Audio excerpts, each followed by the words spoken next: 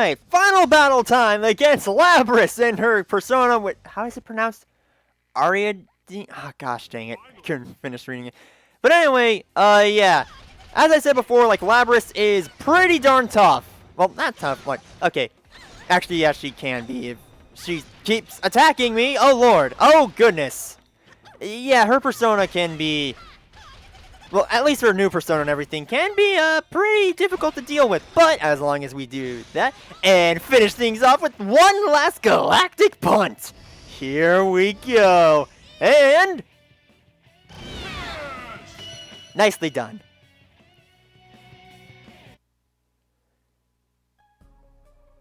My, she was quite easily defeated. Evidently, I didn't push her far enough. Well, she is a test unit, so this is as far as my little game goes.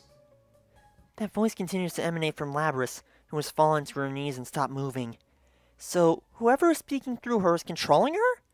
How dare they treat her like some object? What the heck's wrong with them? Who are you? Why are you doing this to Labris? As I yell in anger, Labris straightens up in an unnatural manner. I should thank you all. Although this didn't work out, you did stay in it to the very end. Labris's shadow was only the mastermind of the tournament. I see now. You're the true culprit behind the whole thing. That's right! Labris wasn't a persona user. She was a victim. The shadow should have appeared after that. That means there was someone else who dropped Labris into a TV. Just like in last year's case. Indeed. It was I who stole Labris away. And I will not reveal myself until the sequel game. Ah ha ha ha! Since I don't have a persona and can't enter a TV, I needed a puppet that could run amok for me. Labris's persona was only partially awakened, so I had a feeling her shadow would appear if she underwent a little suffering. You got the better of me this time. You deserve to know at least that much. This time? Are you still planning something? Who knows? What the hell? Labris has a heart. Do you even understand how much pain she went through because of you? Seriously, like, what the heck? Labris is being controlled from some safe place outside the TV? How much suffering do they think Labris went through? How could they laugh when she's in so much pain? And the voice continues on, mocking me for not understanding. A heart, hmm? Meaningless. Whether or not she has one matters not at all to my plan. What? Well then, everyone, until we meet again. The voice cuts out, and Labris immediately collapses on the spot. Aigis-san instantly catches her and calls to out her. What? But Labris is unconscious. I don't know what to do with my fists, so I begin swinging them aimlessly. We'd saved her, and she was so happy. Why did she have to be put through this? Seems whoever our adversary is, they're connected to us. You shouldn't get involved in this any further. From here on, leave this to us. Wait a sec! After what that bastard did to us, you're telling us to butt out? I understand how you feel, but this is too dangerous for you. We will do our best to ensure that no harm comes to you. Trust in us and let us work. But I'm so irritated that I can't put my thoughts into words. Mitsuru-san may be right.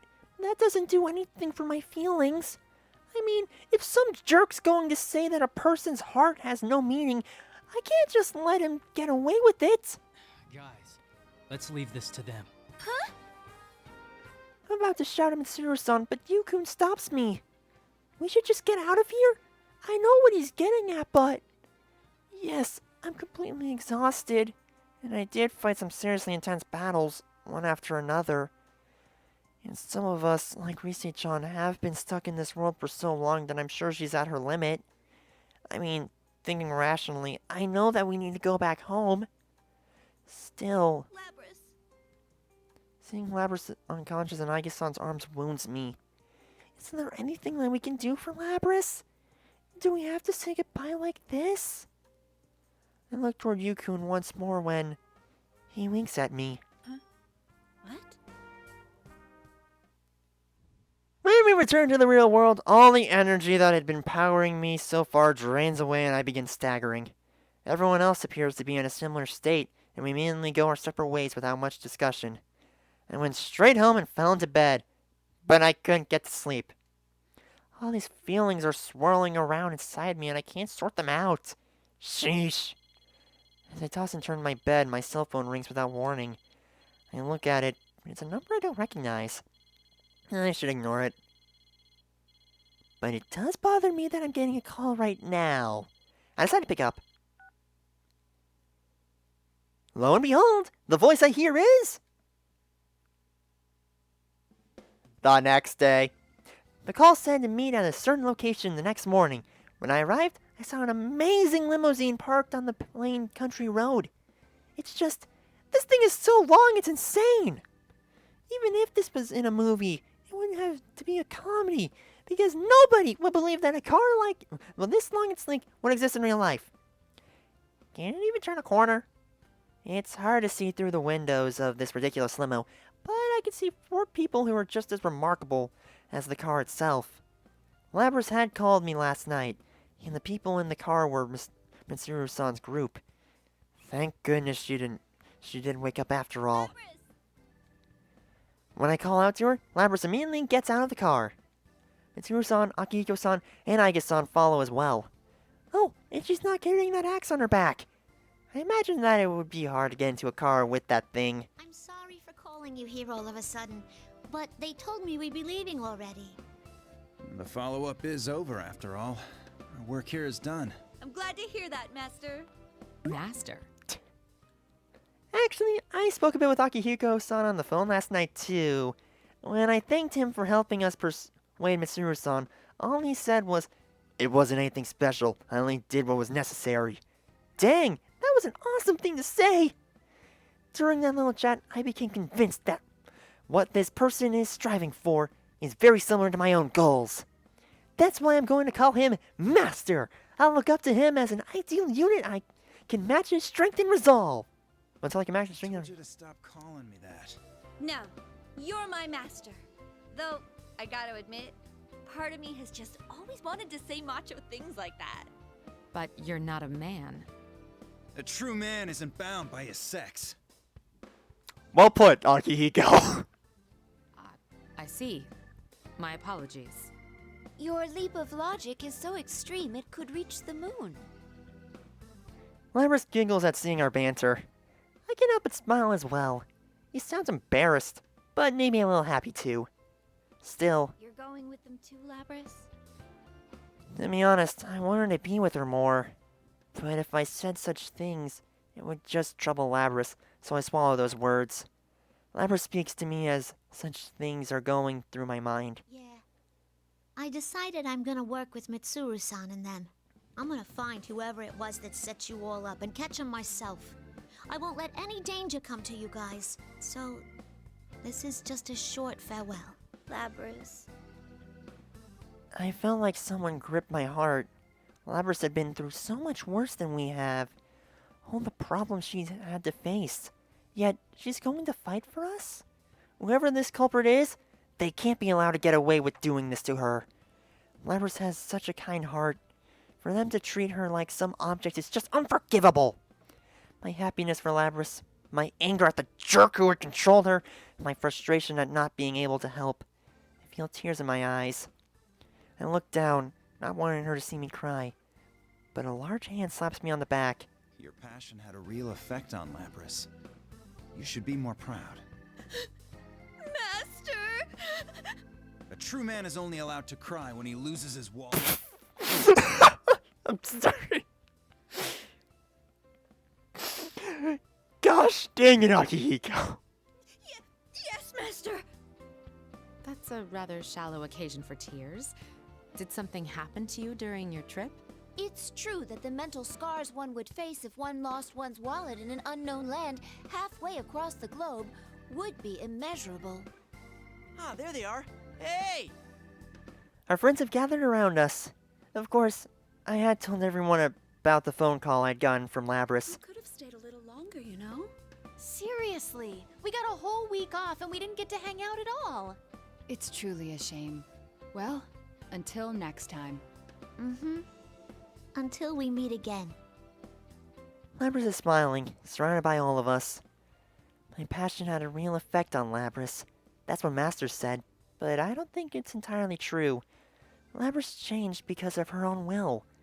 She seriously wished that she was understood. That's why her wish came true. I think that's all there is to it. We should get going. At Mitsuru-san's signal, the limousine's engine turns on. It's time for them to leave. Labrys... Gosh, my voice! Labrys' face clouds over. Sheesh. Looks like I gotta say something. No, a true man wouldn't cry. I make a bright smile. Labrys also smiles, then enters the limo.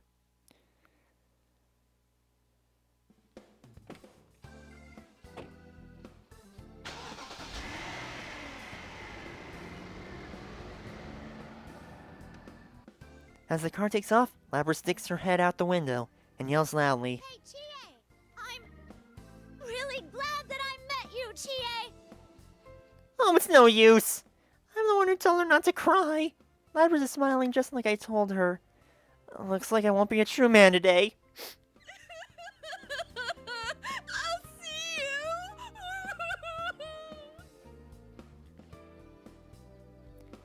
After seeing them off, we held the long-postponed reunion party for Yukun. We were all feeling a little down after having to say farewell to Labrys, but that immediately picked up our spirits. We were so happy that everyone was able to get together like this. We thought that it was impossible. There was one more happy surprise.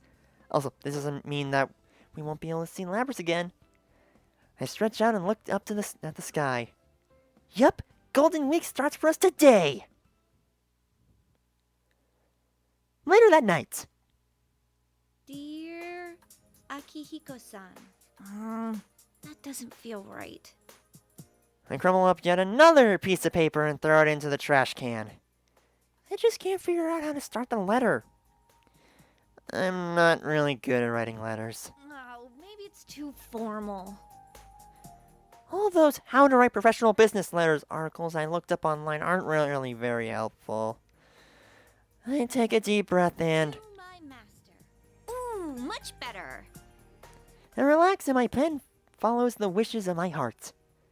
I don't have the best penmanship, but I think it's a lot nicer to get a handwritten letter than an email. How have you and Labrys been? I've been well. I've been doing my best while remembering what you said to me on that day. Do you remember? You told me that I would be able to do the right thing. That made me want to become a police officer even more. So, in order to catch the culprit, me and the investigation team are... Oh, crap! Phew! That was close. I'm supposed to keep that a secret from him. We're going to find the one who had been using Labrys. In other words, the investigation team is back in action! That was a big surprise that had come out at Yukun's party. Yukun himself was the one who suggested it, so we were all surprised.